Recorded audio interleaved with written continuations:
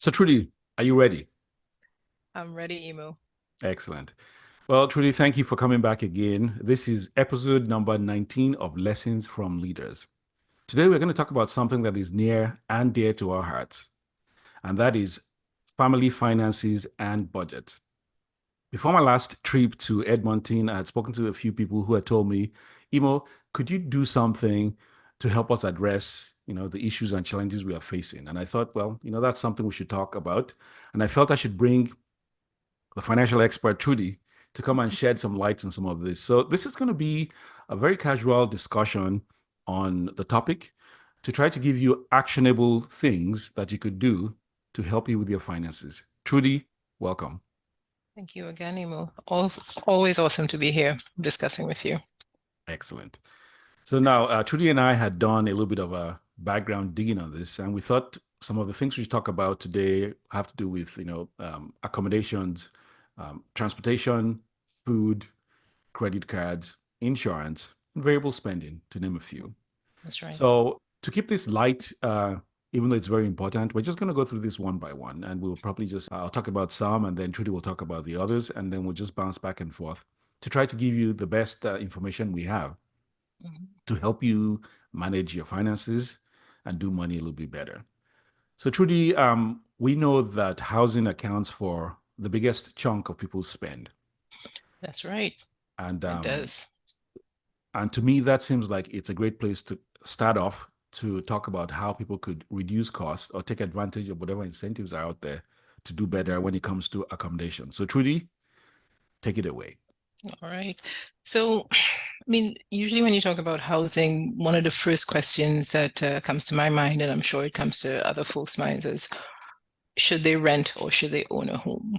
Um, you know, it's a couple of things you have to look at before you even breach that, that factor. And one of the things is being able to step into home ownership. It's a big change. You're now responsible for a building, an asset, and you have to make sure that that payment is able to come through every time. So making sure that you're in a position to be able to accept that is very important. So there are a couple things that somebody I'm talking to casually on about home ownership, we talk about a couple of things to see if they're ready for to continue renting or ready for home ownership. And one of the main things is, the responsibility of, maintenance of the house. Right. Um, that's a big part. You never know when things are going to break down, within the home. Just being able to get the home ready for when you move. So you probably have to get new furniture because if you're renting somewhere that has provided the furniture, you have to get your own. That's another big thing. Then of course, another big factor is stuff like property tax. As a renter, you don't even have to be concerned about that.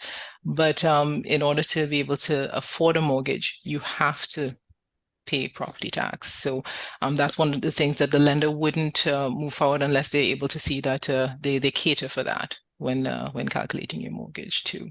Yep. So with home ownership, absolutely, there are so many good points to being a homeowner, in that, when you're paying your mortgage, it's your mortgage, so you're working towards your own equity. So fantastic, being able to do that because you now have a true asset. You also have a liability, but you're paying that down as it goes, but you're building your asset and building your equity. This is if you are a renter, you're paying someone else's mortgage at that point in time. So these are the factors that, you have to can be concerned about as to whether you're ready to be a homeowner and ready to take on that responsibility. Um, and again, to take it another route, Imo, and this is with regards to managing that payment. As I spoke about being able to look at maintenance of the home, things break down. Right now, my husband and I, we've been in the house for just over 10 years, going on 15 years. And last year we had to change out the dishwasher. The microwave also went just at that time because we bought all of those things at the same time. And normally around the 10-year mark, these are when things start to break down. Right. So one of the main things, as a financial coach, we like to tell our folks is try to have some sort of savings, making sure that you're saving towards that. If you have some sort of, special account, something separate, some envelope that you're saving money towards so that you can put money aside for the just in case, the rainy days, because you just never know when these things are going to happen. But instead of having to go towards the credit card to swipe it and use that and put yourself probably in more debt, put something towards that so that you're prepared for when these things occur. That's a Yeah. good point. Now, here's Yeah. one thing also that I thought I would mention is say someone already has the house, but they're Hmm. going, how can I either reduce my costs, which could mean either make some more money or reduce expenses. I've Yes. always thought sometimes that if they had a spare room, they could rent that out. Are there ways that you could talk about that someone could use the property they have Hmm. to either generate some income to help them pay off the mortgage faster or help them pay off debts faster? Yep. Absolutely. Renting a room is quite good. If you have a separate basement where you have a separate entrance, so you have that privacy. Yes, for sure. So many people are doing that now, even before, they purchase their first home, they're looking for homes that have that potential. Right. But that doesn't mean that if you have your home right now that you can definitely do that too. So that will definitely be a plus. It may call for some budgeting when you think about it, just putting all your expenses down so you can see where your money is going. I've spoken to folks and it's sometimes not until we write stuff down and we start to individualize stuff and like, oh, that's where that money is going. Then people realize, okay, it's going into a big black hole, basically. They don't know where the money is going. So it just helps to be able to do budget plan, especially with your household stuff, make sure you know where everything is going. And there may be some stuff that you can help reduce and help save costs there for sure. But I do like that point you brought up with income, being able to create more income because then you be able to come out more in the plus, stay in the Okay. black. Yeah. Excellent. Now, again, talking about sometimes saving money is almost like making money. So, even when it comes to the financing part, are there things they could do when they're either structuring their mortgage or Mhm. structuring their property tax or insurance or whatever? Are there things they could do to help either reduce costs or make payments faster that you know of? Yes. Yeah. So fantastic point. Um, there are ways that you can do that. One is called the accelerated payments. So this is where normally you set up and you're either paying your mortgage monthly or bi-weekly. And all that means is that whether you pay it monthly or biweekly, you're still paying the same amount each year. But then if you accelerate that, you're actually making one extra payment or two extra payments each year. And as a result of that, you are hitting your principal a lot more often and paying it down quicker. Typically, from my calculations, you'd find that by doing a biweekly payment, you can cut your amortization from 25 to probably 22 to 21 years. So Okay. that's pretty decent. Another way you can do that is by doing lump sum payments. Right. Most lenders have that option where you can make a lump sum payment uh, once a year. All right. How they calculate it, because they do have a maximum, because they don't want you to pay this off too fast. Of course they don't. That's just they're shooting themselves in the foot.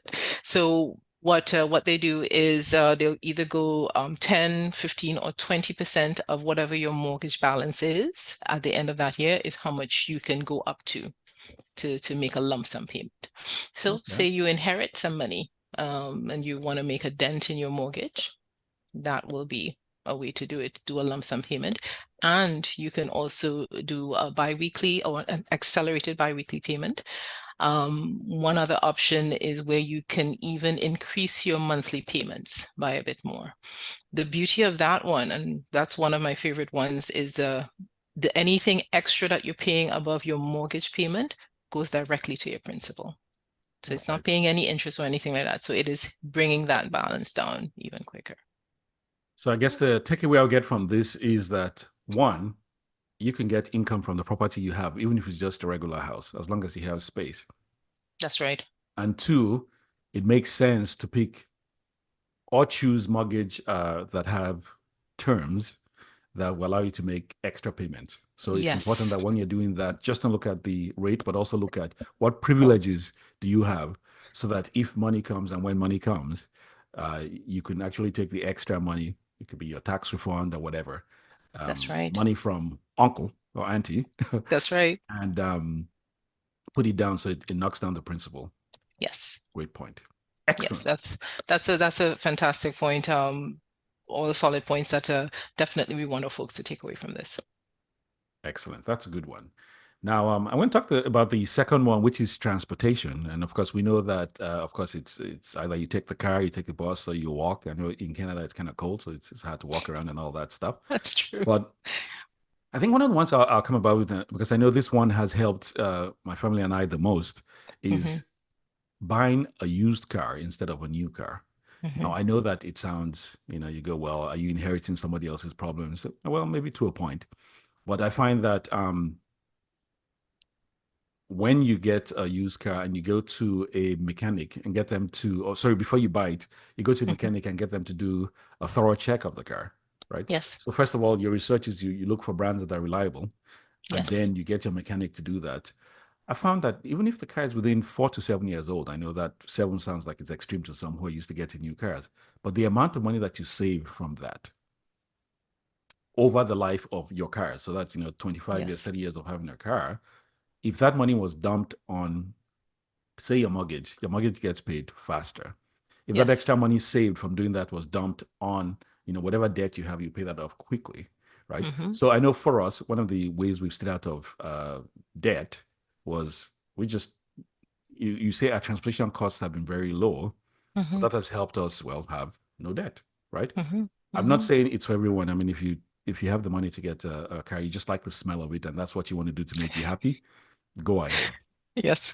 What I'm saying is that if you're thinking of where are ways where are options that you could use to help you free up cash, Yes. to help you knock down debt, a car is a very big one because if you do the math over a 25-year period, buying brand new cars at today's rate, you're actually going to spend the same amount of money as a house as you would on cars. Yeah. Whereas if you went used, you'll pay about a quarter of that, right? You still get the same transportation. Yeah. If you want the car to smell new, you could go to the store and buy one of the Spray it. and spray that, right? You know, Yes. but then your bank account will smell good, and your Hmm. your debt will be, well, a whole lot lower. That's So right. I'm not going to say too much about that. I know cars are kind of like a emotional things for people, and some people say, well, I only do new, and that's great, right? But Yes. it's just another option to I, talk about I here. I totally agree, and I would like to attest to that. I've had pre-owned cars, and what we tend to do is look for those certified pre-owned cars. So this is Yes. where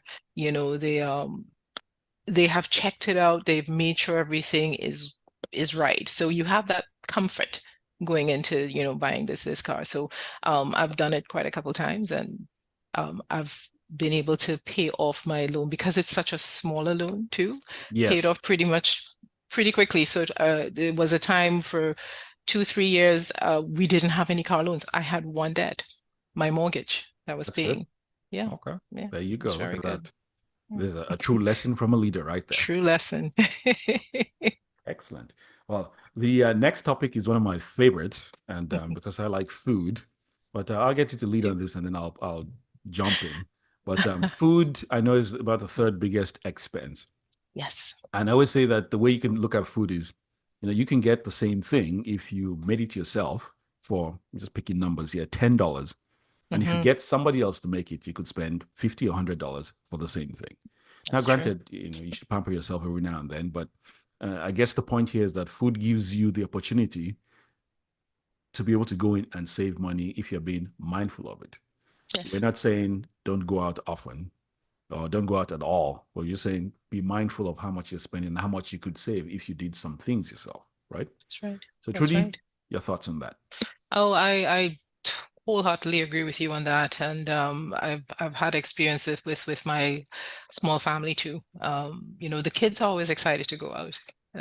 It is exciting to eat out. Eating out is Yeah. exciting. So, you just kind of have to, and we don't have to tell them, what, we're spending too much money. That's not how we deliver the message. It's like, what, let's try and do it once a month. So it becomes something more to look forward to, It's you special. know.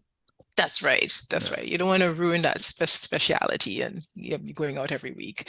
Um, but again, this is a topic that comes up when I'm doing coaching with any of my clients. Um, Having a meal prep, that is huge. That saves money. I have known folks who buy food every day. And when you look at the cost, you're right, it gets up there. So if you're able to prepare your meals every night or before you go to work and you take that with you, you'll be amazed at how much money you're saving just by doing that. And it's there's so many good recipes out there on TikTok. I see so many stuff that these are things I could get in my grocery. So why not? Why not try it out? And it's quite enjoyable to cook at home. And it's not for everybody. I know that, but Yes. it's something that I do enjoy when you're doing it for other folks. So definitely saving going out for those special occasions will help you cut down on some spending. Right. That's cool. Hmm. And a couple of things again are some things in bulk are great, and Yes, some things in bulk are not so great if you can't use it before it goes bad, right? that's So, right. if you saved a whole lot and then it goes bad, then you're just throwing money away to a I'm point, just right? wasting it. That's Yep, good. yeah, Excellent. for sure. So the next big one I want to talk about here, and I'm going to get, of course, Trudy, the financial expert, to talk more about this one because it's within her wheelhouse. Yeah. So we have different flavors of insurance. We have auto, home, personal insurance. So Hmm. Trudy, let's talk about these ones and see how we can best approach getting them so that we save money and still get Yes. the coverage we need. That's right. I like how you've broken down into those three because those are the three most important ones, to be honest. Let's start off with auto insurance. We need to have it. You can't drive a car if you don't have auto insurance. It's illegal. All Yes, right. So one thing that my family does, we shop around almost every year. We're looking for the best price. And because it is so competitive, people want to offer you discounts. true. So they're always looking for that. So keep an eye out, ask questions, and sometimes you can tell them, you know what, this is what I would like to pay. Can you give me some wiggle room? You can get them down. Um, Pairing them up together, auto and home, you get fantastic discounts. I know, and I'm not working for TD or anything like that, but I know TD, they do some great deals on that too. But most of the insurances, they offer deals once you pair those together. So Right. that's something to look at. If you have it in two separate places, try to see if you could put it in one spot and get a discount there for sure. Good point. I also hear that some insurance companies, and again, since you know more about this, you'll help me say if that's true or not. Some insurance companies are best known for example, insuring people under, they have the best rate for insuring people under 25, or insuring people who have, two cars and a house, or That's people right. who have two cars, a house, and a bike. So all insurance companies are not created equal, The and they have same. different target markets, like where they get their best sweet spot, so to speak. That's so true. That's And so so true. So for that reason, it's good advice to shop. yes. And then one of the things I did last year was I created it's actually free on my website, insurance questionnaire that has a Huh. lot of the questions that people the insurance companies ask. So you just go in and fill out all that information. So now you can email that to 6 different companies, right? That's right. And because I found that was what took the most amount of time when I was trying to shop Agreed. for insurance. So you So can get quotes coming back to you, basically. exactly. So what I'll do Hmm. actually is I'll put a link to that in my in the description of this. And Hmm. Trudy, actually, if you have any materials that would help in all the things we're talking about, we could also include those links as we Oh, go. yes, I do. I do have a couple of things, especially on the household and saving ex on expenses on that side. So I can share that Excellent. with the folks later. Yeah, That's for good. sure. So we've talked about auto and home insurance, and we can kind of dig into a bit more on the personal insurance. Um, Personal insurance or life insurance is definitely an important factor. When I was younger, I was like, I don't need it. I'll live forever. Yes. Bulletproof. Bulletproof, right? But you know what? As you get older, you get wiser. And this is something that I am trying to also, when I'm speaking to the younger generation, let them realize it is so important to have some sort of life insurance in place. There are different types. As you know, there's term life. So it's just like auto insurance. It's there for a fixed time. Okay, Right. that's normally the cheapest that you can get. There's a whole life and universal life. Those are considered to be there for your entire life. So that's a lifetime. And those are normally sometimes three, four times more expensive. Sometimes you can get some great rates. So it's about speaking to insurance brokers so that they can help you and guide you and see what fits your situation best. Okay. So many times I've heard of folks who, they don't have a lot of income coming in, and unfortunately, they have insurances that just don't match their Right. circumstances. Because when you think of it, insurance is not something that you normally get money back on. So you want to make sure that you're spending the right amount for what you need and you get the right coverage at that point in time. Um, but again, as I said, personal insurance is so important. Another factor, as we are talking about insurance, is sometimes if we don't check on it, we are sometimes paying insurance on so many other little things that may not make sense financially. When you are purchasing a car, right? If you're buying a car, sometimes they would ask you, would you like to put insurance on this loan that you have? So then you have an insurance on this loan, and then you have insurance on that loan, and you have multiple insurances. This is something that you can have one insurance for and just incorporate under that, because sometimes the rates that they offer you are, ugh, yeah, they're up there, Emo. They're A, up there. a little spicy and ridiculous. A little spicy and ridiculous. Even on your credit cards, they would. I just had a call the other day. Yep, we just saw that you took out a. Would you want to put some insurance so just in case, something happens where you're not working, or, disability, or unfortunately you pass away, that your loan will be covered. And my first thing is, you know what? Thank you, but I have life insurance, and that's my life insurance will cover all of that for me. So Right. it's that kind of thinking is what I encourage people to have a look at and see if they can. That way, you can save some money there too. Right. Oh yeah, I guess probably because each of those ones, if you put them all together, it's apart from the fact that it's duplicating. Yes. Usually, those rates are not the best rates anyway. No, there. Per That's thousand, right. per $100,000 of insurance is they're not. They don't even compare. No, nope. You're right. You're right. Good. So definitely, even when you're getting your mortgage, they will sometimes offer you to put personal insurance on that too. So just get your own life insurance, and make sure that you have coverage that covers all your outstanding debt at that point, and you'll definitely save some money there. Wise words. So I guess the summary for this will be make sure you get a policy that's kind of like an umbrella policy. So you're not getting little ones that will cost you a whole lot of money. That's right. Um, Shop around Shop around. and then make sure that the insurance fits your lifestyle and your needs. Yes, that's right. Excellent. Wise words there, my friend. Yes. Good stuff. Good stuff. Well, I think we should jump to credit cards next. And I know credit cards, we can look at it from, you know, when are they good to have? Hmm. Uh, what does the credit score mean? And what are things you can do to improve your credit score? Hmm. And what happens when you have a bad credit score as opposed to when you have a good one in terms of what kind of rates can you get and so on and so forth. Trudy, take it away. Oh, that's a loaded one. You so much stuff to touch on that one. So what I like to start off with is making sure what everyone understands about a credit score. Um, First of all, I only learned about credit scores when I moved to Canada. Right. I'm sure I had one when I was home, but back in the Caribbean, but I, yeah, I'm not sure how it impacted anything I did.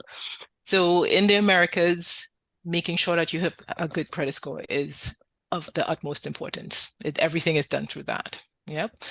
Um, what some folks fail to realize is that they think that a credit score is only if I'm paying on time.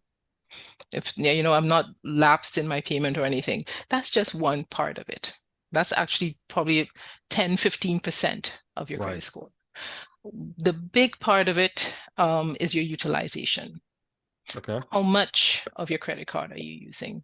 So if you say you have a credit card with a balance of $10,000 and you every month are using 8,000, almost maxing this out, your utilization is high. With high utilization, that brings your score down, Even if you pay it off?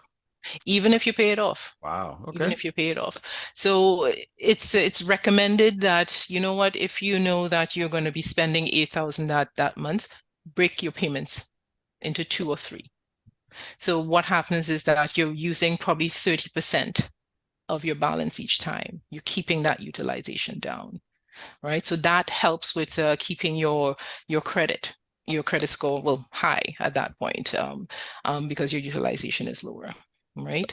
The type of loans you have as well. So revolving loans, that's where your credit cards coming. Those type of loans, the interests are so much higher. We're talking about 20%, 25%. And so, if anything, they always catch you with you can make a minimum payment of this amount. And honestly, that when you pay that off, you're not making a dent. So that loan, that kind of debt stays with you much longer. So those type of loans, they also put a big dent in your credit score. So those that are a little bit more helpful, because I'm not saying debt is bad. Debt helps you. It helps to show a lender, you know what? He's making the payments. This person is somebody I could lend to. So having a car loan is different because this is a fixed loan versus a revolving loan. So Right. making sure that you have a good balance between the type of loans that you have will help in making your credit score look better too. Of course, making sure that you make your payments on time and making sure that your payments or your credit card doesn't linger too long is so important. So it's about managing your debt and only spending what you have. I don't know how many times I could say that, only spending what you have. Right. Just because you have 10,000 on your credit card balance doesn't mean that you have to spend 10,000. If you only have 3,000 in your bank account, you definitely should not be spending $10,000. Makes sense. So Okay. it's about that balance is so important. Excellent. Yep. Yep. Well, so we're moving down to the last topic for today. We could do another session on other things, but today we're going to Yeah. talk about variable spending. So all the other little things that add up to a lot. Yes. Um, so we could use this as the final one to wrap up this call and then, or this podcast. Yes. Yes. So take it away, Yep. Trudy. Yep. So variable cost, I mean, I mentioned that one because that is like a catch-all. Okay. We're talking about stuff that, we entertainment, stuff we use for fun. The gym. I'm going to the gym now, I absolutely love it. But there was a time where I was paying for the gym and I wasn't going. It's something that you don't think about, but it's still eating away and it's still Right. going, and the payments are still going. So it's so important to regularly look at your spending. Pull out your credit card statement, pull out your bank statement, have a look and see where your money is going. Because these little things that you probably paid for, subscription that you paid for, or the Audible, you're probably using it. Are you using it? Right. These little things, they tend to sneak in and then we forget about it, and the money is still just silently going out. So take the time, sit down and go through that and see if there's anything that you should probably, you're not using it, then stop the payment. And in that way, you can definitely make some savings. I don't know if you had anything specific on variable, but that's the kind of things that I was covering with regards to variable costs. Yeah, those are good points. And I think that what ties to that is I know sessions I do, I call it excess capacity, paying for excess capacity. Mm, Excess capacity is anything that you're paying extra for that you don't use. And I'll give a yes. couple of examples. Say, for example, all you do is you use, you know, YouTube, Netflix, or whatever for your internet at home. Yes. If you have the super, super fastest, take your hair off your head, fast enough to take your eyebrows off speed, Yeah. when all you need is just this much speed, you're paying for excess capacity. Yeah. It's like having a car that you paid extra so you could drive 400 kilometers an hour, but the speed limit is only 110, That's a good excess point. capacity, right? Yeah. A cell phone with a gazillion gigabytes of data and all you use is five on average, Hmm. excess capacity. So I think it's doing an inventory, like you said, every month to say, look, what am I using? What am I not using? Do I have a cable package that has, 1,000 channels and I only have 1 hour a day to watch one of them, right? That's right. So That's those kind right. of things, those are the kind of things that, again, they fall under excess capacity. And if you don't um, take the time to look out for Yes. those things, they just sneak in and the money goes out and you don't know. Yes. And when you add all these things together, it ends up being a couple of hundred of dollars each It month, adds up. right? Which, if you invest at 6% over your lifetime, equates to a lot of money. A lot of money. Right. I totally agree with you there. It's about doing a deep dive. And generally people don't like to sit down and talk about money.